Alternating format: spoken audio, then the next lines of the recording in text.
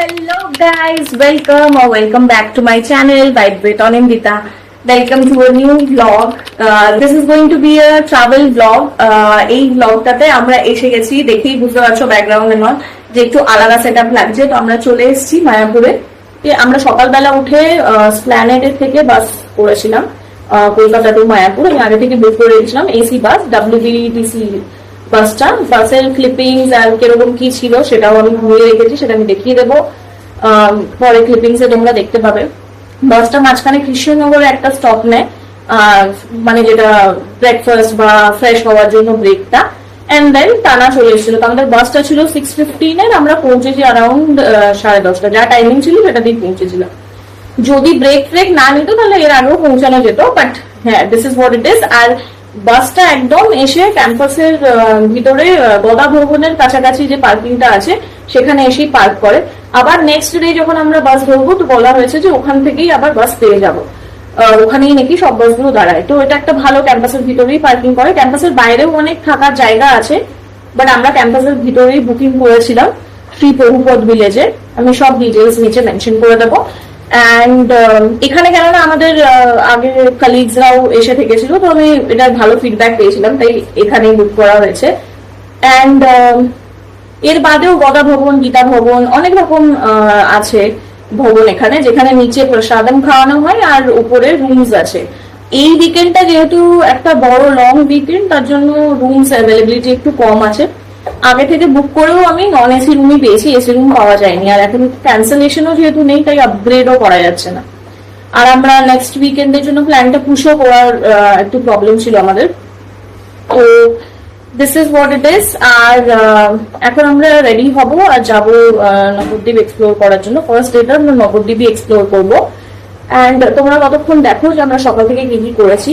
কৃষ্ণনগরে নেমে আমরা সরপুরিয়াও কিনেছিলাম, সবকিছুই এরপর তোমরা দেখতে থাকো। অ্যান্ড রুমস গুলো ক্লিপিং নেওয়া আছে, সেগুলোও তোমাদেরকে দেখিয়ে দেবো। আমি রুমস গুলো আগে দেখে নাও যে সকালবেলা জার্নিটা কিরকম ছিল, তারপরে আসার পর রুমস গুলো কিরকম পেয়েছি আমরা। অ্যান্ড এখানে মোটামুটি অ্যাম্বিয়েন্স ইজ নাইস, একটু গরম আছে, এটা একটা প্রবলেম। অ্যাপার্ট ফ্রম দ্যাট বাকি আর কোনো ইস্যু আপাতত তো বোঝা যাচ্ছে না।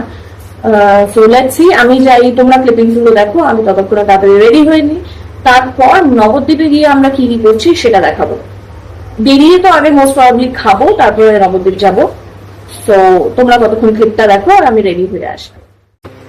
আমরা স্প্ল্যানেড চলে এসেছি বাস ধরার জন্য। এটা WBTCর টিকিট কাউন্টারের সামনে বাসটা দাঁড়িয়ে ছিল। আর এই হচ্ছে আমাদের বাস। লোকেশন বুঝতে অসুবিধা হলে কাউকে না জিজ্ঞেস করেই WBTCর বাস টিকিট সেন্টারের সামনেটাতে চলে আসবে, অ্যান্ড ওখান দিয়েই বাসটা ছাড়ে। অ্যান্ড কিছুক্ষণের মধ্যেই অন কারেক্ট টাইম 6:15 বাস রওনা দিয়ে দিয়েছে টুয়ার্ডস মায়াপুর। আর তার মধ্যেই আমরা একটা কুইক স্টপ নিয়েছিলাম কৃষ্ণনগরে সরকার বাবু মিষ্টির দোকানের সামনে। এখানে সরপুরিয়া, সর ভাজা, কৃষ্ণনগরে যেটা ফেমাস সেগুলো সবও বিক্রি হচ্ছিল, প্লাস কচুরি, সিঙ্গাড়া বা প্রপার রাইসের মিল খেতে চাইলে সেটাও। আমরা যদিও এত কিছু না খেয়ে সকাল সকাল একটু চাই খেলাম, কেননা চা খেয়ে বেরোয়নি সকালবেলা। আর তারপর সরপুরিয়া, সর ভাজা কিনে আবার বাসে ফেরত উঠে গেলাম। এখান থেকে মায়াপুর খুব একটা বেশি দূর নয়, এখানে দাঁড়ানোর পর আর 40 মিনিটসের মধ্যেই মায়াপুর ঢুকে যায়। টোটাল জার্নিটাতে 4.5 আওয়ার্স লাগে। যখন তোমরা রেড বাস বা আবি বাস দিয়ে বুকিং করবে তখন দেখবে দেখাবে যে কোথাও রেস্ট পয়েন্ট নেই। বাট তোমরা নিশ্চিন্ত থাকো, সরকার বাবুর মিষ্টির দোকানের ওখানে কৃষ্ণনগরে একবার বাসটা দাঁড়াবেই। যাওয়ার সময়ও ওরা দাঁড়ায় আর আসার সময়ও ওরা ওই সেম জায়গাতেই দাঁড়ায়। কথা বলতে বলতেই দেখতেই পাচ্ছ যে পৌঁছে গেছি মায়াপুর। আর ইসকনের গেট নাম্বার 4 দিয়ে এটা বাসটা এন্টার করে। তারপর ঈশ্বরদয় ভবন, গীতা ভবন, বামসি ভবন সব কিছু পার্ক করে গোবিন্দাস প্রসাদমের কাছে যে পার্কিং লটটা আছে সেখানেই এই বাসটাকে পার্ক করা হয়। আর সব কটা WBTCর বাস এখানেই এই জায়গাটাতেই পার্ক করা থাকে। এই যে কৌশলা স্টলটা দেখছো তার পাশের যে এরিয়াটা আছে এখানেই সব বাস লাইন দিয়ে পার্ক করা থাকে। ফেরত যাওয়ার বাসটাও এখান থেকেই ধরতে হবে। চলো আমরা নেমে গেছি ওখানে, ওই জায়গাটা থেকে নামলাম আর আশেপাশে সব ভবনগুলো দেখাতে দেখাতে নিয়ে আসলাম তোমাদেরকে। সামনে দেখো এখানে সুপার মার্ট, এটা এখন ক্যাম্পাসের ভিতর ইসকনের। পরপর সব ভবনগুলো এখানেই আছে। আমরা টোটো বা রিক্সা ধরে এবার বলবো যে আমাদের যেখানে বুকিং করা হয়েছে আর কি রিসর্টটাতে বা হোটেল, ওখানে নিয়ে যেতে।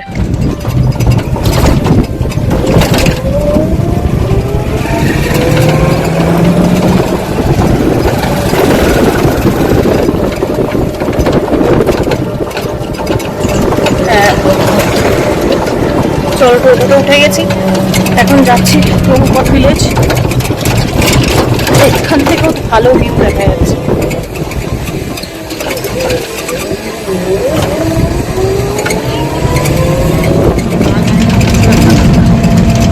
গুগল ম্যাপে চেক করলে ডিস্টেন্স দেখা যাচ্ছে।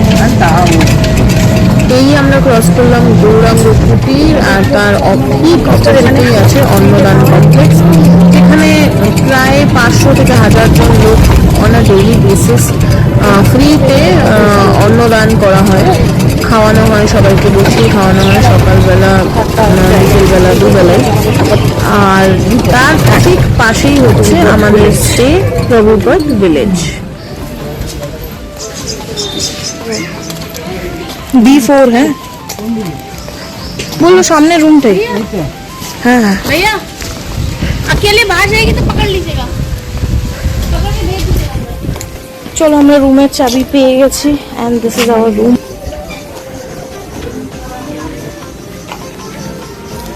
এরকম হাট, এরপর রুম 4 খুঁজছি, কাছেই আছে, এখানেও বসার জায়গা আছে ভালো। এই দেখো, ওখানে রিসেপশনটা ছিল আর তার পাশের হাটটাতেই আমাদের রুমস। তো এখানে 4টে রুম আছে একটা হাটের ভিতরে। এইটা হচ্ছে আমাদের রুম, এখান থেকেও সিঁড়ি আছে। এনো চাবি, তুমি খোলো।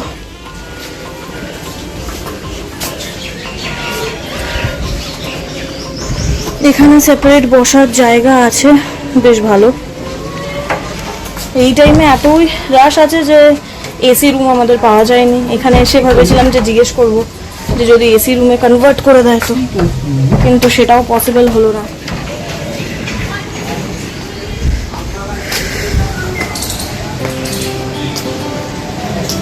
এখানে একটা বসার জায়গা করা আছে এন্ড ভিতর থেকে রুমটা মোটামুটি দেখতেই পাচ্ছ। And that's me. চলো, এখানে একটা কাভার সর্ট অফ করা রাখার জন্য টেবিল, অলরেডি জিনিসে ভরে গেছে মায়ের। আর এই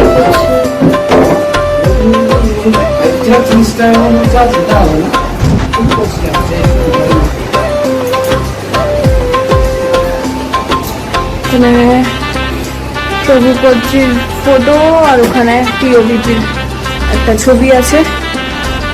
বাইরের ভিউটা মোটামুটি এরকম, সবকটাতেই একটা নেটের করে দরজা আছে আর তারপরে মনে হয় মশা টশা আছে। অ্যান্ড এই তো আমি ঘেমে পুরো একাকার হয়ে গেছি, বাট এসি রুম তো পাওয়া যায়নি, সো এটাতেই চালাতে হবে। চলো, আমরা দুজনেই রেডি হয়ে গেছি, আমি এত সেজে গুজে, মা একদম সিম্পল। চলো, এরপর এবার রেস্টুরেন্টে গিয়ে খাবো অ্যান্ড দেন ওখান থেকে নবদ্বীপ যাবো। এখানে দাঁড়িয়ে ছবি তোলা হচ্ছে মাঝখানে, ওই সব ওইদিকে অ্যারোই দিতে থেকেছে, অনেকটাই আছে। ওই যেখানে দূরে দেখছো বাইরের দিকে কোথায়, এখন গোবিন্দাস যেতে গেলে আবার টোটো করে যাও, আবার আসো, আবার। চলো, তোমাদেরকে প্রপার্টিটার ভিতরটাও দেখিয়ে দিলাম, বাকি রুমসগুলো এরকম আর কি, সব এরকম ছোট ছোট কটেজেস হয়ে আছে। আমরা একদম সামনের দিকে পেয়েছিলাম, নাহলে এই দিকের রুমগুলো পেলে সামনে বেরোলে অপোজিট রুমের দিকে ভিউ হতো আর কি। যেহেতু আমরা একদম সামনে আছি তাই রাস্তায় লোকজন পাস হচ্ছে, সেগুলো সবও দেখতে পাচ্ছি। এই তো চলে এসছি রেস্টুরেন্ট, এই তো অ্যারো দেয়া। ভিতরে প্রপার্টিটা খুবই সুন্দর, রেস্টুরেন্ট, অ্যারো অ্যান্ড এই তো ডিভাইন ডাইনিং এক্সপিরিয়েন্স। চলো, এটাই হবে। বাহ, এখানে কত সুন্দর একটা ছোট গার্ডেন মতন আছে, আর ওখানে একটা দূরে ফাউন্টেন। চলো, হ্যাঁ, ওয়াও, দাঁড়াও, তোমার এখানে ছবি তুলে দিচ্ছি। দাঁড়াও দাঁড়াও, ওখানটাতে, এখানে বেশি ফুল আছে তো। হ্যাঁ, ব্যাস ব্যাস ব্যাস, রেস্টুরেন্টে যাওয়া যাক। হলো,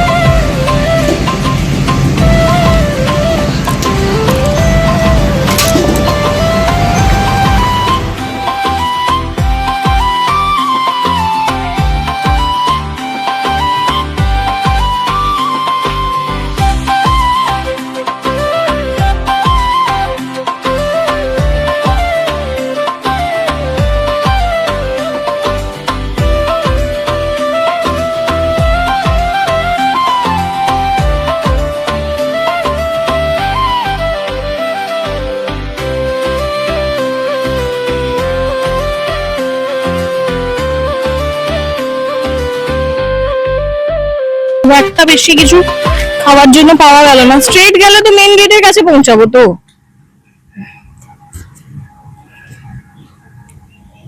এখান থেকে দারুণ ভিউ দেখা যাচ্ছে মন্দিরের, যেটা টিওভিপি মন্দিরের। অ্যান্ড এখন আপাতত স্ট্রেট গিয়ে আমরা বাইরে থেকে টোটো ধরবো, যেখান থেকে আমরা যাব ক্যাম্পাসের বাইরের অব্দি। তারপরে বাইরে থেকে আবার আরেকটা টোটো ধরতে হবে, যেটা নিয়ে যাবে লঞ্চঘাট অব্দি।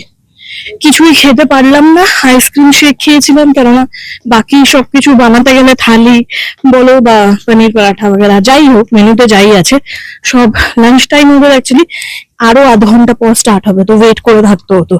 ততক্ষণ এখানে বসে বসে টাইম ওয়েস্ট করার থেকে আমরা এগিয়ে যাচ্ছি। যদি নবদ্বীপে কিছু পাই খাওয়ার জন্য, তাহলে ওখান থেকেই খেয়ে নেবো। এখন এক্সিট গেটের কাছে পৌঁছেই গেছি অলমোস্ট, আর বাইরে অনেক টোটো ফোটোও আছে।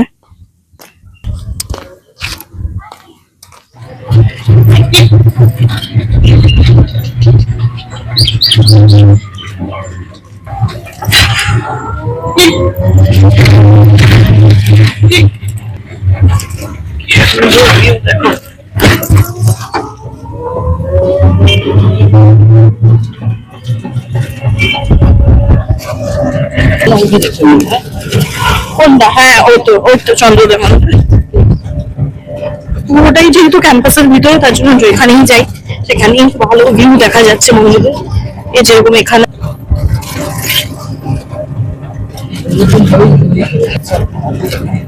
আর যেহেতু সবাই জানি এটা বিগেস্ট সনাতনী মন্দির অফ দ্য প্ল্যানেট, তার জন্য সব জায়গা থেকে অবভিয়াসলি দেখাও যাবে। এখন আমরা যাচ্ছি লঞ্চ ঘাটের দিকে, ওখান থেকে লঞ্চ পার করে যাব নবদ্বীপ। যে সমস্ত যাত্রী লঞ্চে করে নবদ্বীপ যাবে তারা ঘাটের সমাবেশের কাউন্টার থেকে লঞ্চের টিকিট সংগ্রহ করবে। যাতায়াত করে শুধু মায়াপুর ইস্কন মন্দির নয়, এখান থেকে কাছেই আছে নবদ্বীপ, যেটা হচ্ছে শ্রী চৈতন্য মহাপ্রভুর জন্মস্থল। সেখানে কিছু মন্দিরও আছে, সেটারই দর্শন করতে আমরা যাব। 5 টাকা করে টিকিট লাগে বোটের, আর লঞ্চের জন্য 10 টাকা করে পার পার্সন টিকিট লাগে। আরেকটা ইন্টারেস্টিং ফ্যাক্ট, নদী পার করার সময় তোমরা দেখতে পাবে সঙ্গম জলঙ্গি নদী আর গঙ্গাটাকে হুগলি রিভারও বলা হচ্ছে। এই যে উপরে দ্রোণ শটটা দেখছো, এই ঘোলাটে জলটা হচ্ছে মা গঙ্গা, আর এই দিকের নদীটা যেটা ব্লু ওয়াটার দেখছো, এটা হচ্ছে জলঙ্গি নদী। এখান থেকেও তোমরা একটা গ্লিমস দেখতে পাচ্ছ আশা করি, যে কিছুটা পার্ট ঘোলাটে হয়ে আছে আর কিছুটা নীল হয়ে আছে, বা যেটা ক্যামেরায় কালো দেখতে লাগছে। মায়াপুরের এটা একটা one of the tourist attraction, but এটা অতটা সোশ্যাল মিডিয়াতে বা রিলসে এতটা পপুলার হয়নি। খুব সবার থেকে বেশি প্রচার করা হয় আলোকনন্দা আর ভাগীরথীর সঙ্গমে, মানে যেটা দেবপ্রয়াগ আমরা জানি, ওটার ব্যাপারে সবাই জানে।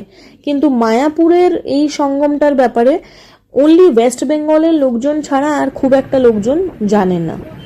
আমরা সুন্দর ভিউ এনজয় করতে করতে এবার পৌঁছে গেছি নবদ্বীপ ঘাটের কাছে। মায়াপুর থেকে নবদ্বীপ আসার জন্য প্রায় 10 মিনিট সময় লাগে লঞ্চে।